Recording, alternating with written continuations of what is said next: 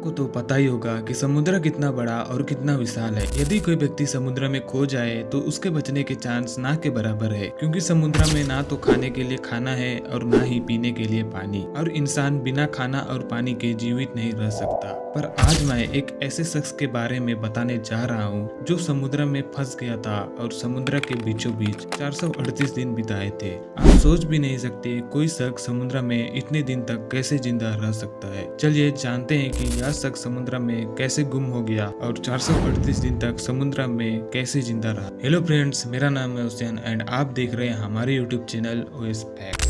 Mexico का रहने वाला 35 साल का जोस सेल्वाडोर एल्वारेंगा एक मछुआरा था।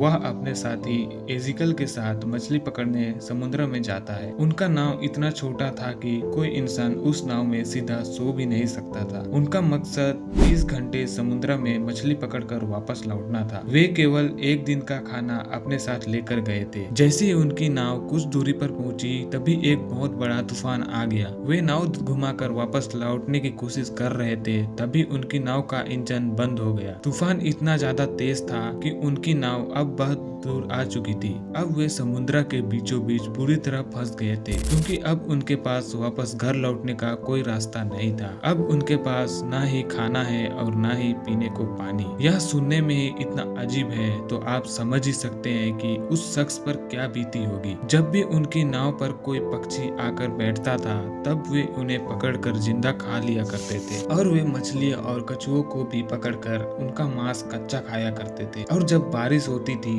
तब उनकी नाव में जो पानी जमता था वे उसी को पीते थे। कभी कभी तो वे कछुओं का खून भी पिया करते थे। कभी कभी तो उन्हें कुछ ना मिले तो वे अपने पेशाब को ही पी लेते थे। जो सेल्वाडोर के साथी एजिकल 10 हफ्तों तक यह सब खाने और पीने से उसकी तबीयत बहुत बिगड़ जाती है, जिससे उसकी मौत हो जाती है। अब जो सेल्वाडोर एकदम अकेला पड़ जाता है। अब उसके पास बात करने के लिए भी कोई नहीं था। फिर भी यह शख्स हार नहीं मान रहा था और धीरे धीरे दिन गुजरता जा रहा था। एक दिन उसे एक कार्गो शिप दिखती है और जोश उसे देखकर जोर जोर से चिल्लाने लगता है, पर कार्गो शिप उसे नहीं देख पाता और वहाँ से कार्गो शिप आगे निकल जाता है। इस शख्स की किस्मत इतनी खराब थी कि कितने दिनों बाद उसे एक शिप दिखी थी, वो भी उसके आंखों के सामने से चली गई। आप ही एक बार सोच के देखो, आप ऐसे जगह में फंसे हो जहाँ चारों तरफ पानी ही पानी है और आपके आंखों के सामने से एक कार्गो शिप जा रही हो, जिसे देखकर आपको जीने की उम्मीद फिर से जाग जाए, लेकिन वह शिप चुपचाप वहां से निकल जाए और आपको देखे बिना। तो आप समझ ही सकते हो कि आपकी उस टाइम जीने की उम्मीद ही खत्म हो जाएगी। इस शख्स का हालत दिन ब दिन खराब होते जा रहा था। समुद्र में इतना ज्यादा गर्मी होता था